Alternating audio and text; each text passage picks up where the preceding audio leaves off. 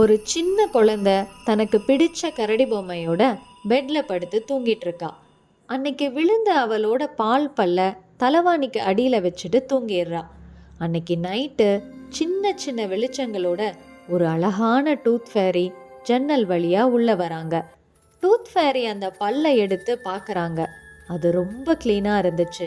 அப்புறமா அந்த தலவாணியை எடுத்து ஒரு காயினையும் ஒரு மெசேஜ் நோட்டையும் வச்சுட்டு ஜன்னல் வழியாவே அந்த டூத் ஃபேரி திரும்பி போயிடுறாங்க.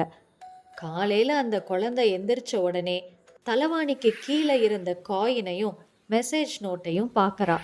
அதுல உன்னோட பற்களை நல்லா வச்சுக்கிட்டதுக்கு நன்றி, எப்பவும் நீ சிரிச்சு சந்தோஷமா இரு அப்படின்னு எழுதியிருந்தது.